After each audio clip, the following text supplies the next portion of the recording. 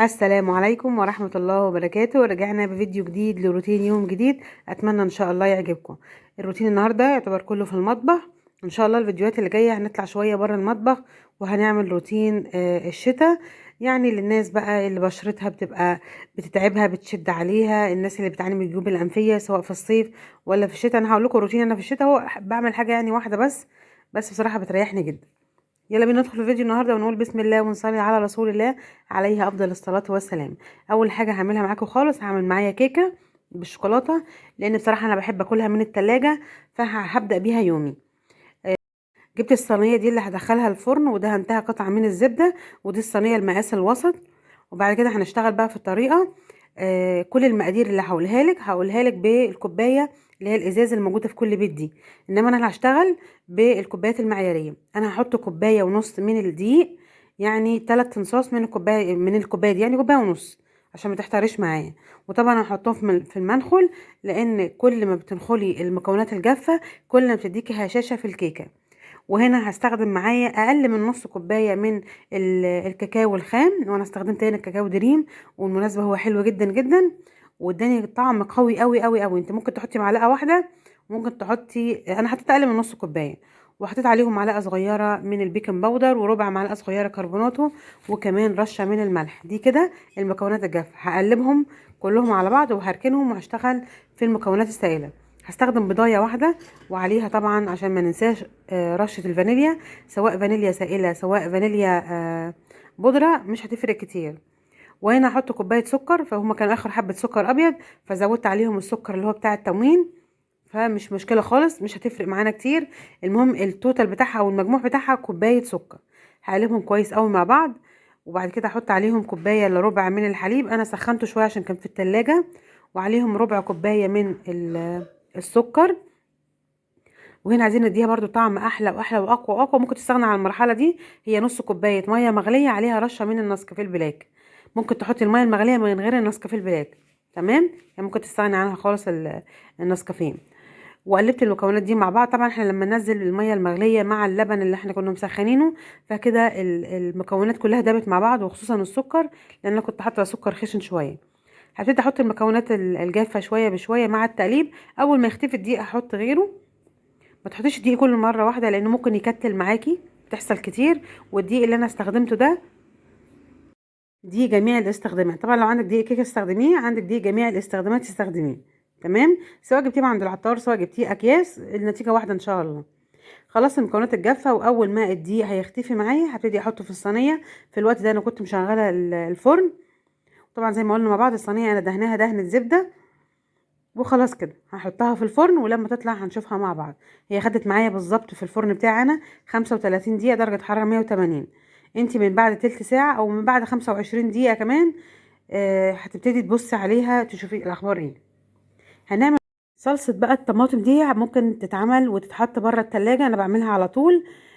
لكن لو عامله كميه صغيره، انا عامله هنا 4 كيلو، لكن لو الكميه اكبر من كده ليها ايه، يعني ليها وضع تاني. انا هتكلم على اللي انا هعمله النهارده عشان ما تتوهش معايا. 4 كيلو طماطم جبتهم وغسلتهم كويس قوي قوي. انا بحب اجيب الطماطمايه ماسكه نفسها، مش بحب اجيب الطماطم اللي هي بتبقى طريه دي. كان عندي بقى هنا نص كيلو تقريبا، يعني بالتقريب نص كيلو طماطم في التلاجة، حطيته عليهم وخدت من ال4 كيلو دول قد اللي انا حطيته تقريبا، يعني كام واحده ناشفين كده، بحيث ان يبقى عندي طازه بطازه يعني. وغسلت نقعتها الاول في شويه الميه دول، وبعد كده غسلتها كويس جدا جدا، واتاكدت ان ما فيهاش اي حاجه بايظه في الطماطم. بعد كده هجيب الحله وهقطع الطماطم وهشيل منها الجزء الاخضر اللي تحت زي ما انتم شايفين كده. بعد كده هحطها على النار. بصوا طماطم، عايزه اقول لكم ان هي لونها في الحقيقه من غير كاميرا كان لونها حلو جدا جدا، لكن احنا عشان خاطر الاضاءه ضاربه في الطماطم فتحس ان لونها فاتح. تمام. هحط بقى الكميه كلها على النار. انا طبعا عشان خاطر الكميه كانت زياده على حله واحده فقسمتهم على حلتين، بحيث ان الطماطم لما بتغلي بتطلع كده يعني على البوتاجاز نقط صغيره، فبصراحه قلت لا احطهم على حلتين افضل. اول ما غلت كده وابتدت تنزل ميتها، انا ما ضفتش عليها اي حاجه في المرحله دي، انا سبتها تنزل ميتها بنفسها. وبعد كده ضربتها بالهاند بلندر، لو ما عندكيش تستنيها تبرد شويه وبعد كده تضربيها في الخلاط.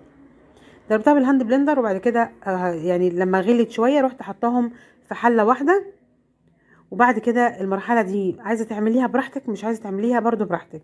مرحله ان انت تصفي الطماطم، انا بصراحه بحب اصفيها، بتبقى مش حلوه في المكرونات وكده، واحنا بما اننا في شتاء فيعتبر الاكله الرسميه مكرونه، فمش بحب اسيب فيها ولا البذر ولا القشر. هصفيها سواء بمصفى ضيقه مصفى واسعه اللي عندك واللي يريحك.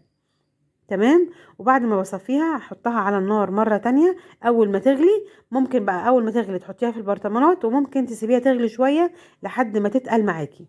انا سبتها لما تقلت شويه. بص ده قوامها اهو. بعد ما صفيتها هحطها على النار، وده البذر اللي طالع منها والقشر. بصوا قد ايه قشر كان موجود فيها وقد ايه بذر. انا عايزه اقولك انت لو في ارض زراعيه ممكن ترمي البذر ده وهيطلع معاكي احلى طماطم، عن تجربه على فكره. بس طبعا لو الارض اللي عندك اصلا ارض زراعيه. هنرجع نحطها على النار تاني. في الوقت ده انا سبتها بقى على النار وهبتدي اعمل الغدا. هعمل غدا سريع كده. كان اللي متابع بقى عارف ان احنا يوم السمك ده عندي يعني اولادي الله يهديهم ويصلح حالهم، في منهم ما بياكلش السمك، فلازم اعمل حاجه جنب منها. فقلت هعمل كبده سريعه كده. انا كنت بعمل اكياس كبده كده واشيلها في الفريزر متبلها جاهزه. حطيت زيت، انا بحب احط زيت، ما بحبش احط ولا سمنه ولا زبده على الكبده، والناس الاسكندرانيه عارفه الكلام ده. حطيت زيت، وبعد كده نزلت بالكبده اللي انا متبلاها. طب متبلاها بايه؟ متبلاها بتوم مدقوق ناعم، عليه فلفل اخضر. تمام. وهنا ده البرطمان اللي انا حطيت منه ده فلفل احمر مطحون ومحطوط في برطمان. ليه بعمل كده؟ لان انا ولادي مش بياكلوا الحامي، فبضطر احط لهم الفلفل البارد، وانا ما عنديش فلفل بارد، عندي فلفل حامي بس. فضفت الفلفل اللي بقولك عليه. لما اتاكدت ان هي استوت ابتديت اضيف التوابل. طب ليه مش بضيف التوابل في الاول؟ لان التوابل في الاول بتغمق لون الكبده، ودي غلطه كتير قوي قوي قوي. عايزه اقول لك والله شيفات يعني ما شاء الله شيفات كبيره بتغلط الغلطه دي والكبده تسود معاهم. هنا هنقرب لكم من طبق الكبده واوريكم ان هي لونها فاتح وزي الفل. هنا بقى الفلفل الحامي هتضيفه في الاخر، والكبده بعد ما تستوي، لان لو حطيناها في الاول هتخلي الكبده حاميه. وده كده شكل الغدا. طبعا الكبده عندنا بتتاكل بعيش فينو، واللي هياكل كبده ياكل بالف هنا وشفا للي كل، واللي ياكل سمك ياكل. دلوقتي انا بعد بقى ما اتغديت وبعد ما خلصت كل الحاجات اللي ورايا هبتدي بقى احط الصلصه بتاعتي في برطمانات. تمام. يفضل طبعا تبقى برطمانات ازاز لان احنا هنحطها مغليه. انا سبتها تقصر اكتر يعني على قد ما اقدر، لان انا عايزاها مركزه جدا جدا. عايزه اقول لك معلقه من الصلصه دي تعمل لك طبخه. بالنسبه للناس اللي بتحب الصلصه كتير حطي مثلا ربع البرطمان. لان احنا ركزناها بزياده. انتوا متخيلين الحبه اللي قدامنا دول 4 كيلو طماطم؟ حطها وهي سخنه كده في البرطمانات، وتاكدي ان البرطمان نظيف ومغسول وناشف ما فيهوش اي ميه، ويكون الغطا مش مصدي، وتقفليها وتقلبيها. عايزه اقول لكم ان هي زيها زي الصلصه اللي بنشتريها الجاهزه. ممكن تقعد عندي شهر وشهرين بره التلاجة مش بيجرى لها اي حاجه، ولما تيجي تفتحيها عارفين صوت الامان ده اللي هي تك، اللي هي الصوت ده كده، لما تيجي تفتحي برطمان صلصه من الجاز هيديكي نفس الصوت. بس اول ما بتفتحيها بتحطيها في التلاجة. عملوا معانا 3 برطمانات من برطمانات الصلصه الجاهزه. دي اساسا برطمانات الصلصه الجاهزه بصراحه انا مش برضي برطمانات الازاز دي، انا بحسها جواهر في البيت. زي ما انتم شايفين اهي نبعتنا اهي، والحبه الاخاره دول انا هحطهم في التلاجة لان هم يعني ايه، يعني هستخدمهم الكام يوم الجايين دول. وهوريكي الصلصه بعد ما طلعت من التلاجة قوامها عامل ازاي. الحبه اللي هم ايه اللي في البرطمان الرابع، لما بيبرد البرطمانات تماما بعدلها بقى تاني وبشيلها على وضعها ده. ودي كنت حطاها في التلاجة. تعالوا بقى نشوف قوامها عامل ازاي. قوامها تحفه تحفه تحفه. عايزه اقول لكم وهي بتغلي بعد ما صفيتها ضفت عليها معلقه من الملح ومعلقتين. جربي الطريقه وان شاء الله تطلع معاكي احلى صلصه بيتي جاهزه. تمام. ولو عجبتك الطريقه قولي رايك تحت في التعليقات.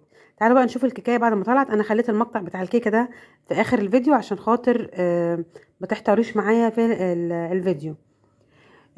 زي ما قلنا الكيكه خدت معانا 35 دقيقه درجه حراره 180 في نص الفرن. وبعد ما طلعت سبتها لما تبرد، وده شكلها اهو. طبعا الشكل بيتكلم عن نفسه. تخيلوا ان الكيكه الحلوه دي ببضايه واحده في الظروف اللي كلنا بنمر بيها اليومين دول. لما بردت بقى هنعمل الصوص مع بعض. الصوص عباره عن ايه؟ عباره عن ربع كوبايه من الكاكاو، عليهم نص كوبايه من السكر، عليهم نص كوبايه من اللبن الحليب، عليهم ربع كوبايه من الزيت، وقطعه من الزبده. وعشان نخلي طعمها اغنى واغنى انا كان عندي قشطه وش اللبن. لو مش عندك مش مشكله ما تضيفيهاش، بس انا بما انها عندي فحطيت معلقه من القشطه. دي هتديها طعم اغنى واغنى، لان الكيكه دي عايزه اقول لكم القطعه منها يعني غنيه جدا جدا. هبتدي اخرم بس الكيكه كده تخريمه بالشوكه، وحطيت الخليط اللي هو اللي احنا لسه عاملينه ده على النار، على نار هاديه، وفضلت اقلبه لحد ما اتاكدت ان كل المكونات اندمجت. وبعد كده هضيف الخليط عليها وهسيبها مركونه شويه لحد ما تبرد، وبعد كده كلي احلى كيكه بالشوكولاته او بالكاكاو. طعمها حلو جدا جدا، وزي ما اتفقنا طعمها غني جدا جدا. ممكن تحطيها في التلاجة وتاكلي منها بقى لحد ما ايه الكميه تخلص، وبتبقى طعمها زي الفل، كانك بتاكلي جاتوه بالظبط. تعالوا بقى نشوف قوامها عامل ازاي. طبعا التقطيع دي براحتك، تقطعيها مثلثات، مربعات، قطع رفيعه كده، قطع كبيره زي ما انت عايزه. بصوا شكلها، يعني عماله اغير لكم في الاضاءه عشان تبان قد ايه هي عامله شبه فعلا الجاتوه. عايزه اقول لكم دي لو اتحط عليها كريم شانتيه كانك عامله تورتايه بالظبط. التزيين طبعا حسب راحتك، احنا طبعا هي يعني مش محتاجه تزيين، هي هتتاكل على طول. وتعالوا بقى نقطع منها حته كده ونشوف الحلاوه والجمال بتاعتها.